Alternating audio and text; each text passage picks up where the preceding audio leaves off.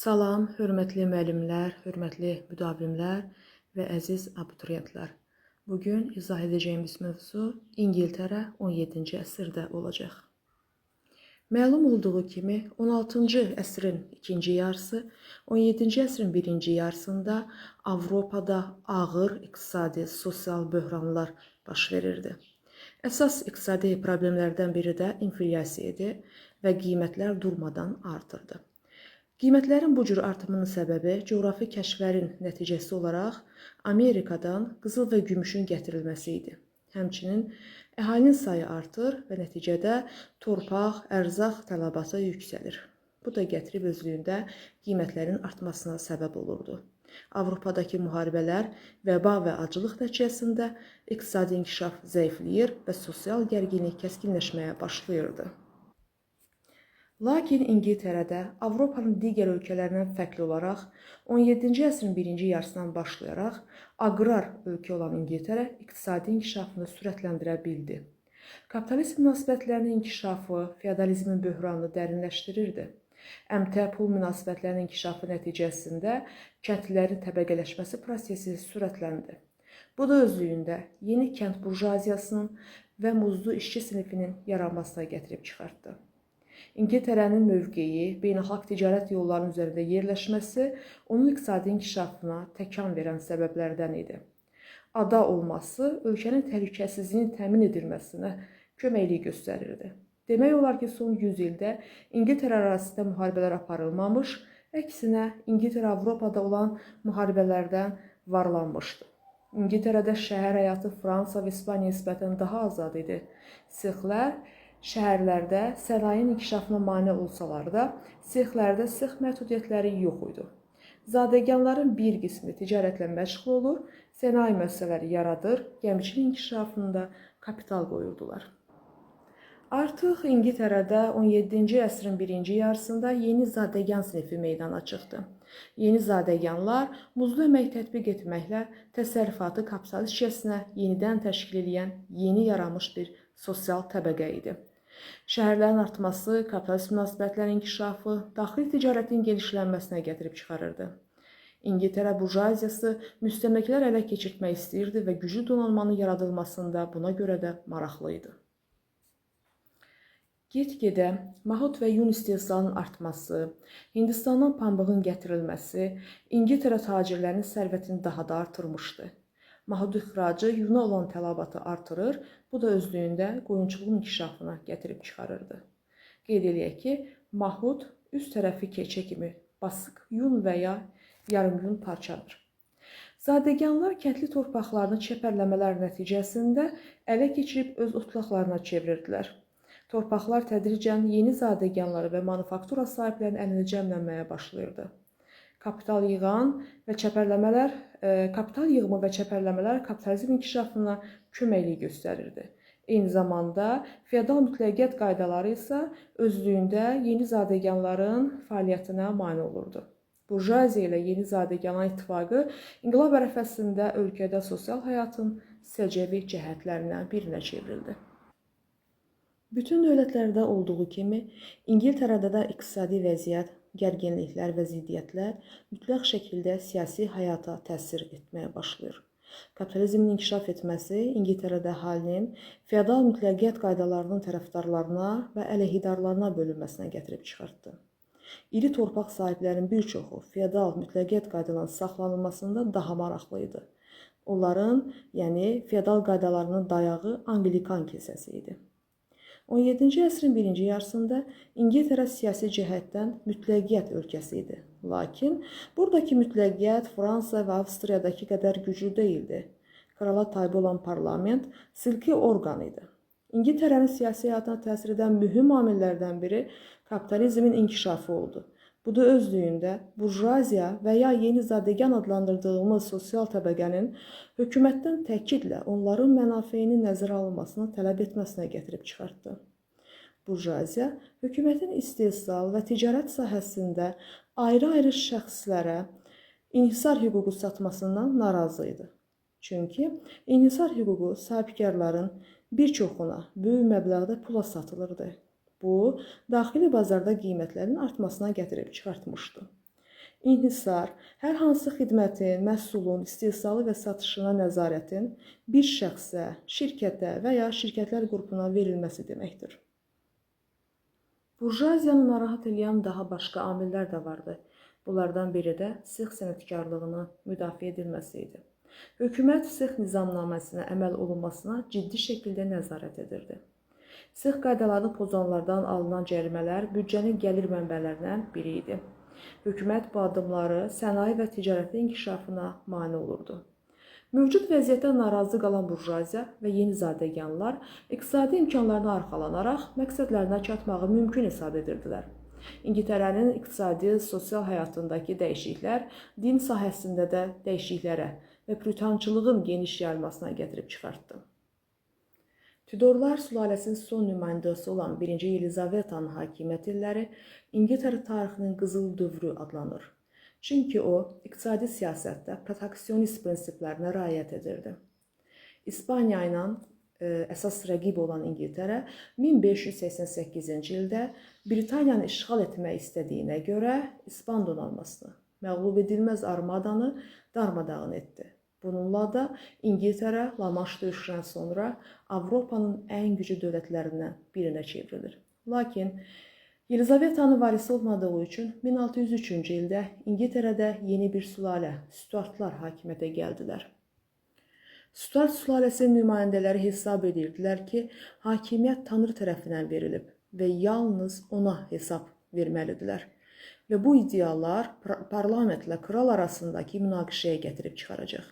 Sosial ziddiyyətləri kəskinləşdirən amillərdən biri də reformasiya nəticəsində meydana gələn puritanlar, yəni təmiz adlanan yeni dini cəryanlar idi.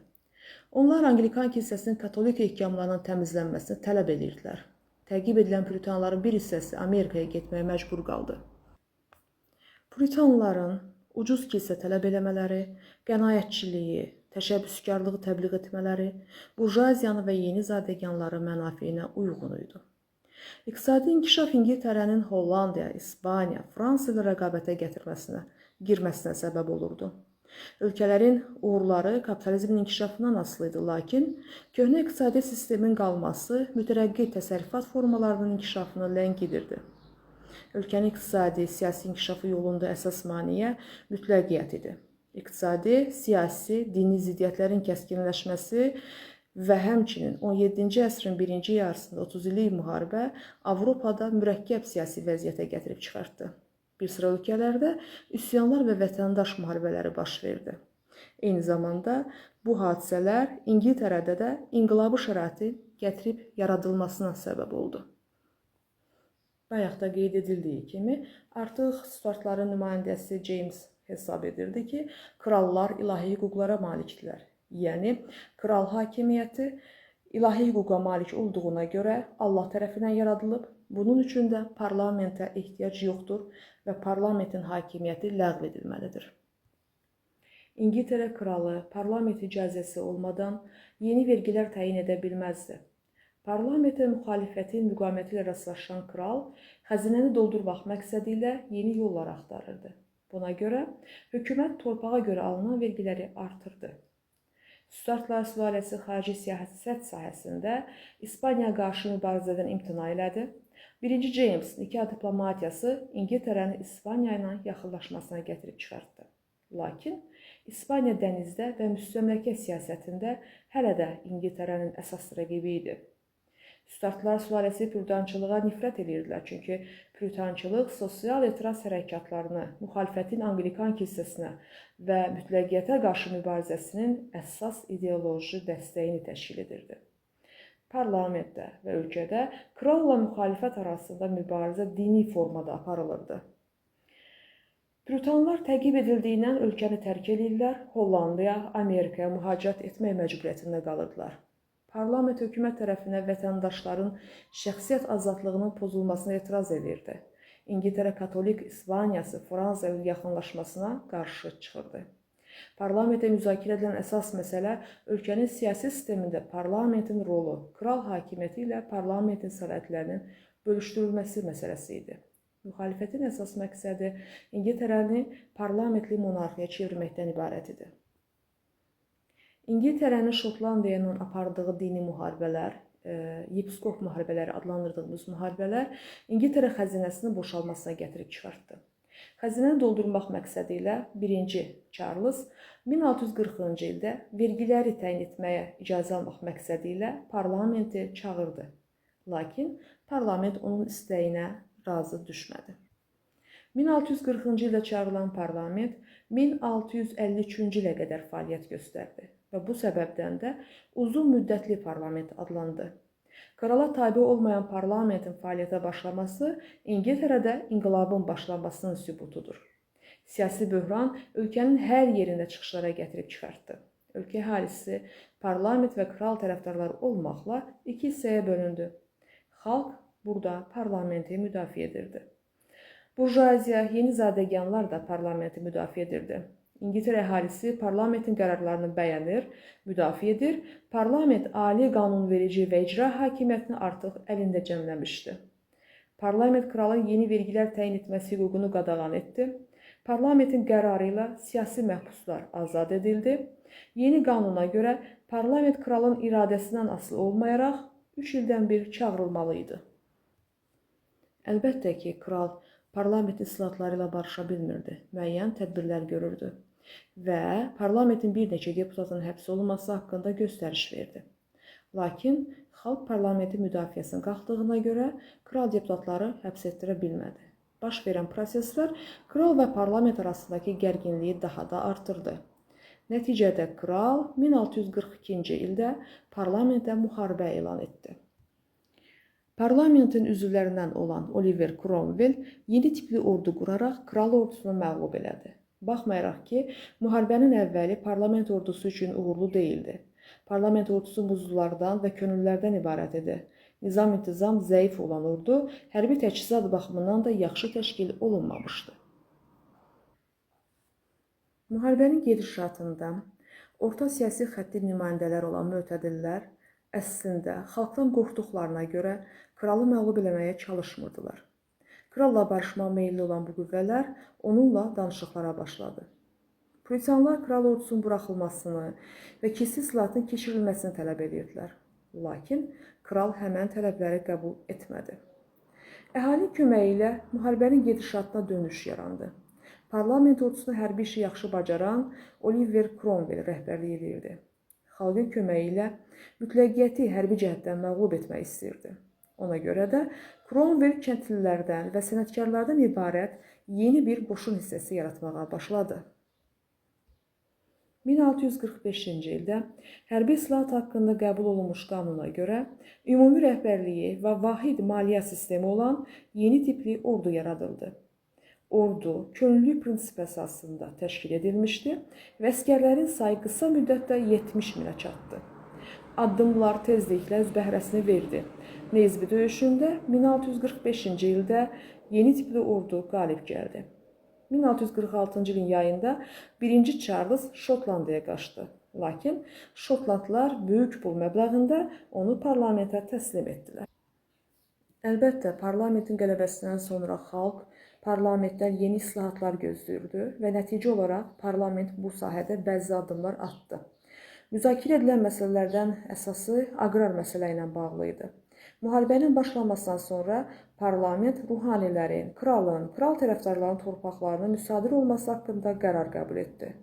Müsadirə edilmiş torpaqlar böyük sahələrlə satışa çıxarıldı. Bu torpaqlar əsasən burjuaziya və ordunun zabitləri tərəfindən satın alındı. Kəndlilərin torpağa görə zadəganlardan asılılığı saxlanıldı. Torpaq kəndlilərin mülkiyyətinə çevrilmədi. Torpaq məsələsi bir tərəfli qaydada burjuaziyanın və yeni zadəganların xeyrinə həll edildi. Eyni zamanda parlamentin maliyyə siyasəti xalqın mənafeyinə uyğun deyildi. Borcları qaytarmaq üçün parlament əhalidən alınan vergiləri artırdı.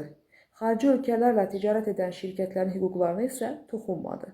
Çünki parlamenti həmin şirkətlər maliyyələşdirirdi.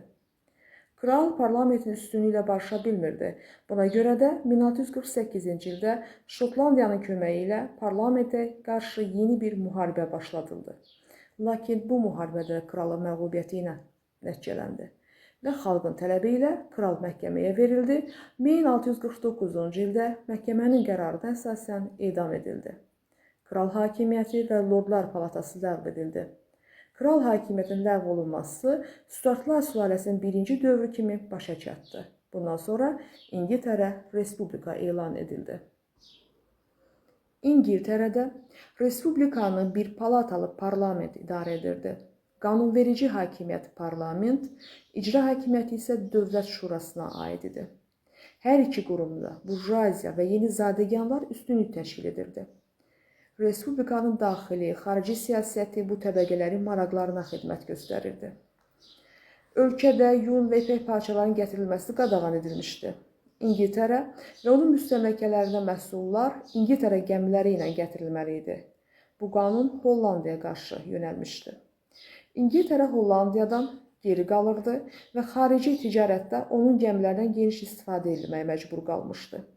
Bu səbəbdən İngiltərə hökuməti ticarət müstəmləkə rəqabətində qalib gəlmək məqsədi ilə güclü donanma yaratmağa başladı.